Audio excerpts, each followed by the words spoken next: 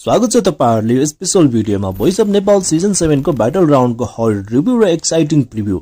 यदि तपाई संगीत प्रेमी हुनुहुन्छ र यस सिजनको ड्रामा, ट्यालेन्ट र सरप्राइजहरुबाट अगाइसक्नु भएको छैन भने यो भिडियो तपाईकै लागि हो। हजुरले म माथि गरेको विश्वास म यतिकै खेर जान दिदिन सर। विगतका 4 भागका 32 ट्यालेन्टहरुले ब्याटलको रिङमा आगो लगाइसकेका छन्। 16 जना ट्यालेन्ट सेलेक्ट भएर नकआउटमा पुगेका छन् भने केही सेभ र स्टिल मार्फत जोडिएका छन्। तर धेरै राम्रा गायकहरु पनि आउट भएका छन्, जसले कोचहरुको मुटु निचोरिएको छ र दर्शकहरुलाई स्तब्ध बनाएको छ।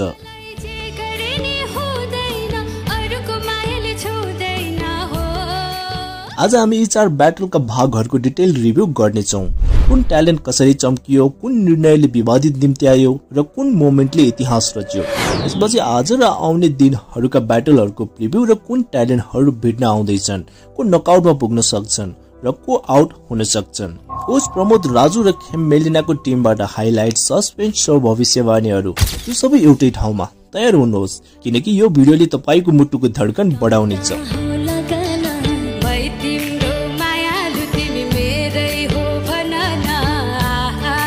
सुरु गरौं टिम प्रमोदबाट, जसले यस सिजनमा धेरै सरप्राइज दिएका छन्। गएका 4 भागहरुमा टिमबाट 8 ट्यालेन्टहरु रिङमा उत्रिए र नतिजा यस्तो रह्यो। पहिलो ब्याटलमा विक्रम कार्की भर्सेस रञ्जिता विश्वकर्मा थिए। दुवैले शानदार प्रस्तुति दिए। यो ब्याटल ऐतिहासिक बन्यो। विक्रम सेलेक्ट भएर नकआउटमा पुगे भने रञ्जिता सेभ भएर टिममा राखियो।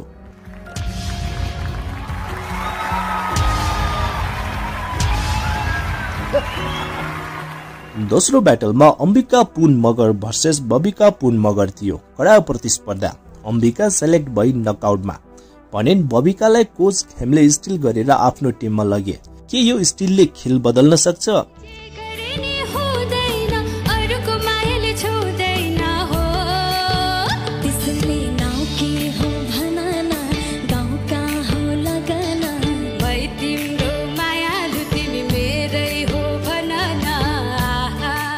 तेस्रो ब्याटलमा हामीले ममता छेत्री भर्सेस प्रतीक परियारको ब्याटल देख्न पायौं।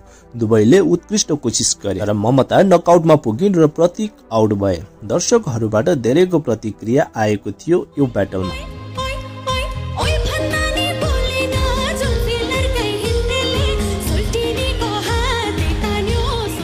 चौथो ब्याटलमा युनिस लिम्बू र रूपेश कुमाल थियो। दुवैले राम्रो प्रस्तुति दिए, तर आँखा देख्न नसकेका युनिस सेलेक्ट भए र रूपेश आउट भए।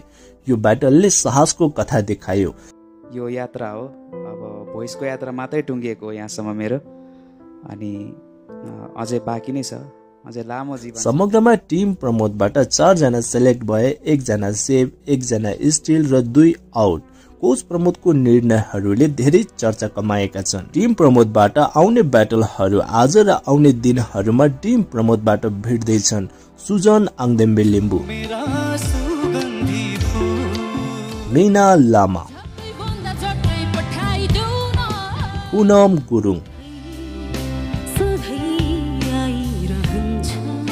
विशाल सुनार, सन्दीप सुन्दास, बोनी परियार,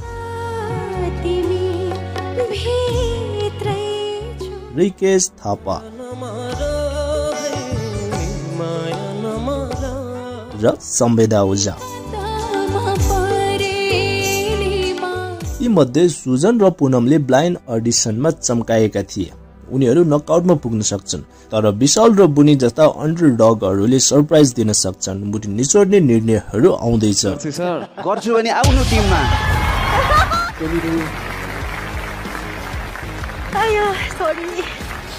अब जाउँ टिम राजु तर्फ, जसले विवाद र रोचक मोमेन्टहरू दिएका छन्। गएका 4 ब्याटलहरूको नतिजा यस्तो। पहिलो ब्याटलमा हामीले बाल मुकुन्द अवाल भर्सेस बिसेन तामाङको ब्याटल देख्न पायौं। प्रस्तुति शानदार।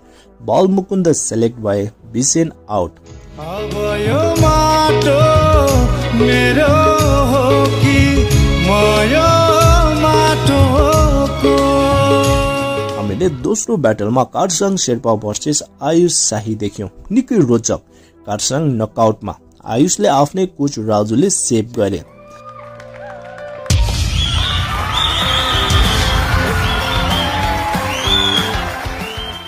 तेस्रो ब्याटलमा टिकाराम श्रेष्ठ भर्सेस प्रतीक्षा राईलाई देख्न पायौं। यो विवादित ब्याटल टिकाराममा कमजोरी देखिए पनि उनी सेलेक्ट भए। प्रतीक्षा आउट। कोचको निर्णयले सोशल मिडियामा हंगामा।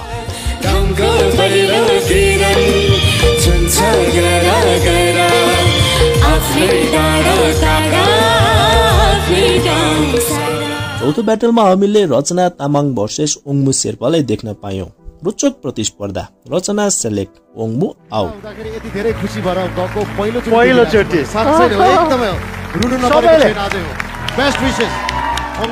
टिमबाट 4 जना सेलेक्ट, 1 सेभ र 3 आउट भए। राजुको टिममा ड्रामा भरपूर। टिम राजुका आउने ब्याटलहरूमा आयुष दर्नाल, सोमया विश्व,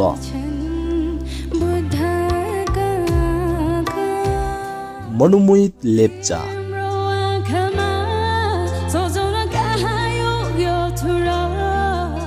शीतल छेत्री,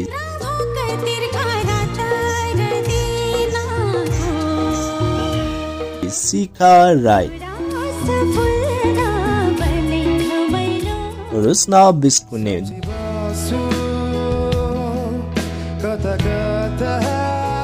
दिपिन कार्की र नीतू कुमारी मगर। आयुष र शिखा जस्ता स्ट्रङ ट्यालेन्टहरू नकआउटमा पुग्न सक्छन्, तर मनुमित जस्तोले स्टिलमा मौका पाउन सक्छन्। Was for surprise. अब लागौं टिम खेम सेन्चुरीको उत्साहजनक ब्याटलहरूमा। पहिलो ब्याटलमा हामीले समुद्र खत्री भर्सेस हिक्मत शाहको ब्याटल देख्न पायौं। उत्साहपूर्ण। समुद्र सेलेक्ट, हिक्मत आउट। दोस्रो ब्याटलमा हामीले दिनेश कार्की भर्सेस धर्मेन्द्र सुनार देख्न पायौं। दिनेशको ब्लाइन्ड अडिसन राम्रो भएकोले उनी नकआउटमा, धर्मेन्द्र आउट।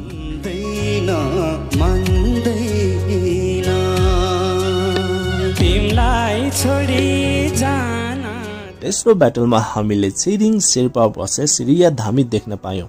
राम्रो र रमाइलो। छिरिङ सेलेक्ट, रियालाई राजुले स्टिल गरे।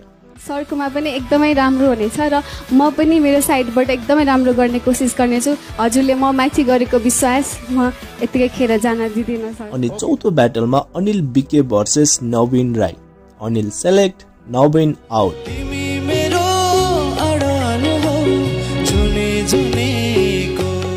4 सेलेक्ट, 1 स्टिल, 3 आउट। खेमको टिम सन्तुलित।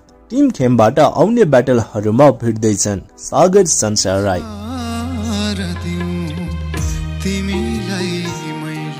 कुमार रणपहेली, आशिष चौधरी, शुभेच्छा बराइली,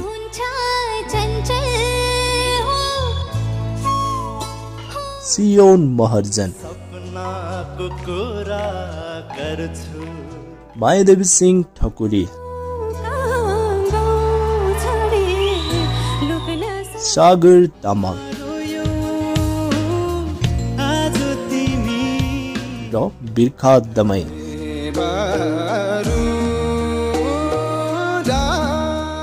सागर र आशिषले चम्किने सम्भावना, तर सियोन जस्तो आउट हुन सक्छन् र खेमको सेभ मात्र बाँकी छ। यो निर्णायक हुनेछ। अब लागौं टिम मेलिनाको रिभ्यू तर्फ। टिम मेलिनाका हाइलाइट्स ब्याटलहरू यस्तो थियो। हामीले पहिलो ब्याटलमा अञ्जना सरुमगर भर्सेस सञ्जिता दुरा देख्न पायौं। यो हाइलाइट्स ब्याटल। अञ्जना सेलेक्ट, सञ्जितालाई मेलिनाले सेभ गरे।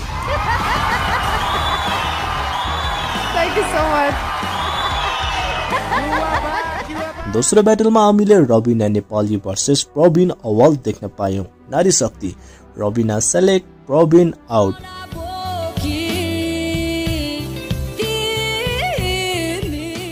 तेस्रो ब्याटलमा हामीले निशु शर्मा भर्सेस पुरुषोत्तम आचार्य देख्न पायौं। Nishu select, Purushottam out. एकजनालाई सरी भन्दै म बहुमततिर जान चाहे, निशुलाई लान्छु है त। चौथो ब्याटलमा हामीले बेगेन्द्र बुढा भर्सेस समीर राई देख्न पायौं। कडा। बेगेन्द्र सेलेक्ट, समीरलाई प्रमोदले स्टिल गरे।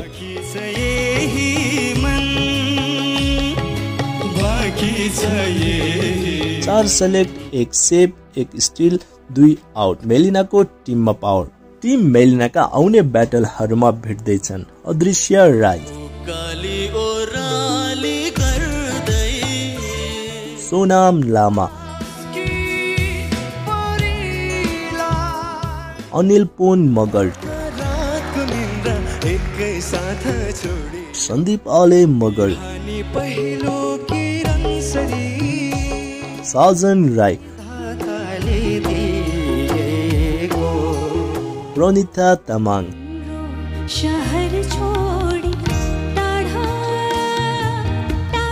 अर्जुन कुमार शाह,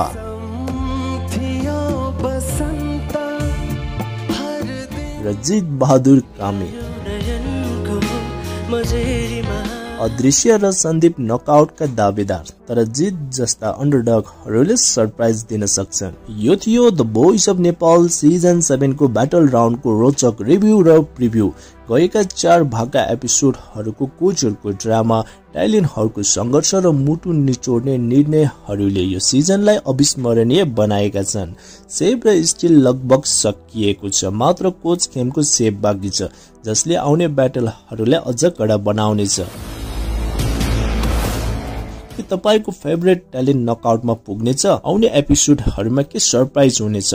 कमेन्टमा बताउनुहोस्, लाइक गर्नुहोस्, सब्स्क्राइब गर्नुहोस्, बेल आइकन थिच्नुहोस्, किनकि अर्को भिडियोमा थप अपडेटहरू आउँदैछ। मेरो टिमलाई अझै निखारेर, अझै छानेर, अझै फिल्टर गरेर नकआउटमा लानको लागि टप स्ट्रङ क्यान्डिडेट